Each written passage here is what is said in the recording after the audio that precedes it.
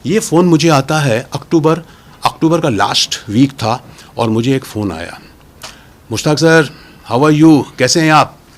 तो मैं अच्छा हूँ, कौन बोल रहा है? राहुल सैनी बोल रहा हूँ सर, पहचाना, नोएडा में मिले थे। अब सर मैं हकीकत बता रहा हूँ और नोएडा में मुझे हाँ कहना पड़ता है, ये हकीकत है। और मैं सारे लोग ऐसे बोले हाँ हाँ हाँ, हम लोग बोलते हैं ना हाँ हाँ हाँ, या हाँ हाँ पहचान। अब इसके अलावा आप क्या बोलेंगे? हाँ बोलिए बोलिए, क्या बात है सर? एक हमारा एक अवार्ड शो है, हमको अवार्ड देना है, लोगों को सम्मानित करना है, उन लोगों को जिन्होंने अपने अपने फील्ड में ऐसा ऐसा काम है। उसमें डॉक्टर्स भी हैं, उसमें आर्मी पर्सन्स भी हैं, कुछ खिलाड़ी भी हैं, तो ऐसे ऐसे ऐसे हैं जो अब बुज़ुर्ग हो गए हैं, तो हम उनको सम्मानित करना चाहते हैं। मैंने कहा चलो ठीक है ठीक है ठीक है। मैंने कहा कितने लोगों को करना पड़ेगा सर? ऐसे ज़्यादा कुछ नहीं सर, कम से 25-30 लोग होंगे हैं, और एक छोटा सा गेट टुगेदर है सर, ये होगा, आपको आना है। मैंने कहा यार देखो ये बताओ तुम्हारा बजट क्या है? तो उसने बोला कि सर हमारा बजट 50,000 का है। नहीं यार, मैंने कहा ये 50,000 तो कम है। वो मैंने कहा कम से कम 1 लाख रुपए होना चाहिए। सर 1 लाख रुपए तो ज़्यादा हो जाएगा, ऐसा है वैसा, आप कीजिए ना कर सर प्लीज़। सर आप हार्डली 1 घंटे में आप स्टेज में नहीं रहेंगे, हार्डली 1 घंटे में आपको हम फ्री कर देंगे। अरे यार मैंने कहा चलो ठीक है। मैंने कहा नहीं यार लेकिन सर, अच्छा मैंने कहा 75,000 कर दें। चल मैं करता हूँ, लेकिन 50 तो 100%। तो उसने सर ये बात हुई मेरी, और नेक्स्ट डे नेक्स्ट डे नहीं, उसने 4 नवंबर को 25,000 रुपये अकाउंट में डाल दिए।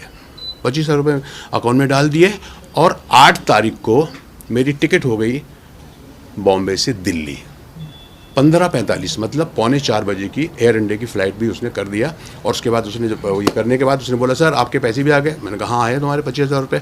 और बोले आपने टिकट भी मैंने कर दिया। हाँ ठीक है। उसके बाद रिटर्न टिकट भी किया सर उसने नेक्स्ट डे की, मतलब 21 तारीख की 1 बजे की टिकट भी, रिटर्न टिकट भी कर दिया उसने। मैंने कहा ओके ठीक है ओके। फिर सर हम भूल गए, अब चलो ठीक है चलते रहेगा। And that day the election था उस दिन 20 तारीख को।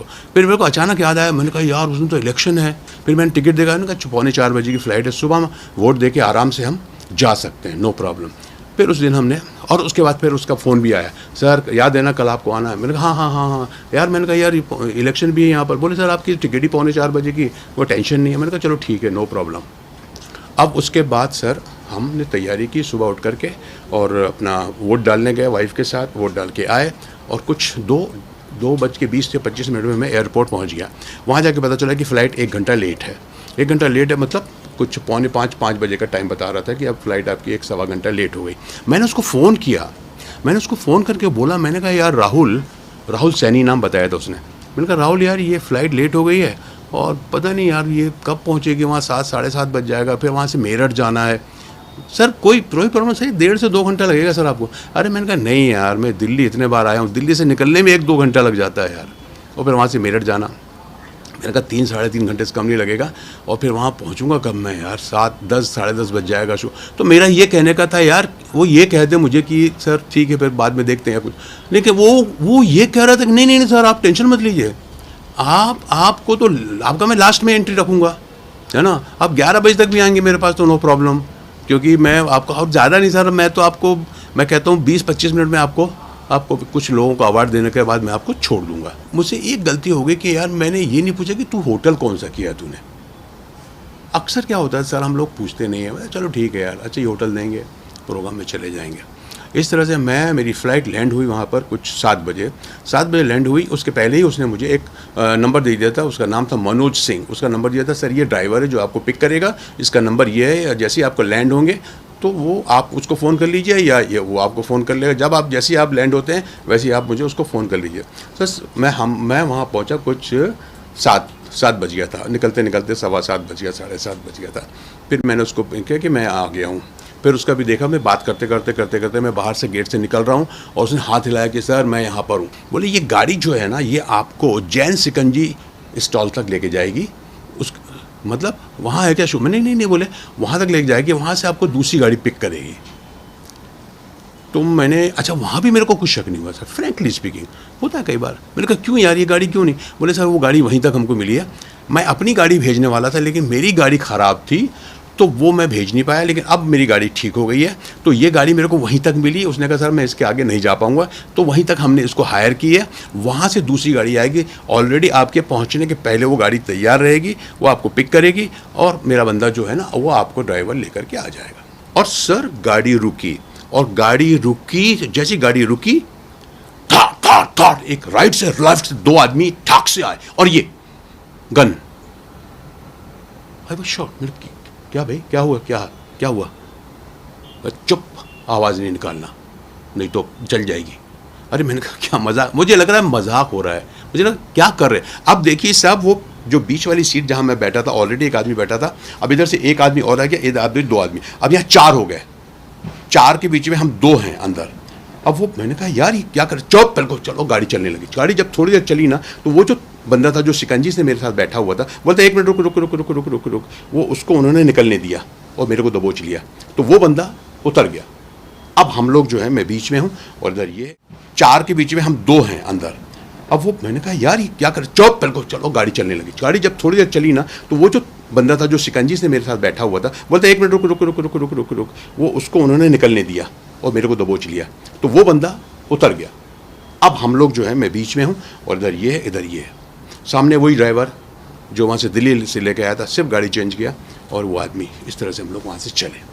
वहाँ से चलने के बाद सर उन्होंने मेरे को चलते रहे और कुछ देर के बाद जाओ नीचे हो जाओ, कुछ मत करो। मैंने कहा बस बात नहीं करो बस। मैंने देखा एक 10 बाई 10 का रूम था जो चारों तरफ से बंद था और मेरे सामने कम से कम 6 बंदे थे। मैंने कहा क्या चाहते हो आप लोग? बोले चाहना क्या है, बस पैसा चाहिए, 1 करोड़ की डिमांड कर दी। और वो ट्राई कर रहे थे कि पैसा कैसे आएगा।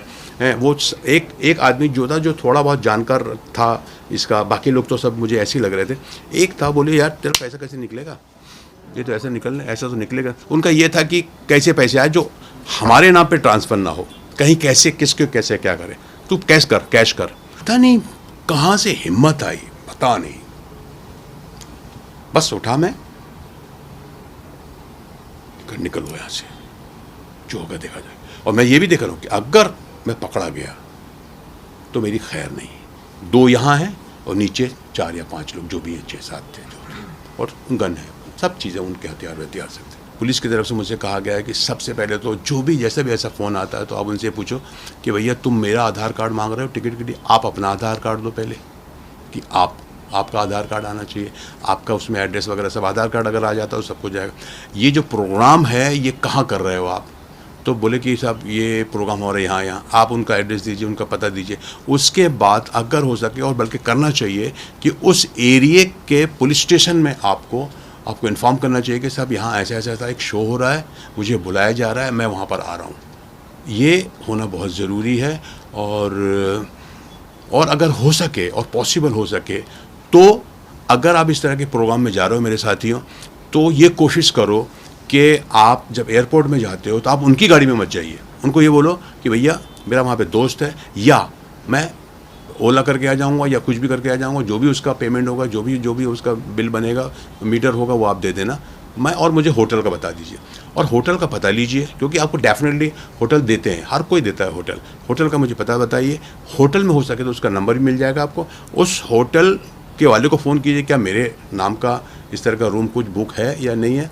और जैसा कि मैंने कहा कि आप एयरपोर्ट से उतरने के बाद आप अपने ही कैब पे जाइए वहाँ पर अगर हो सके तो। और कोशिश कीजिए कि सबसे पहले कोशिश कीजिए कि जो बंदा आपको बुला रहा है, आप उसको कितना जानते हैं।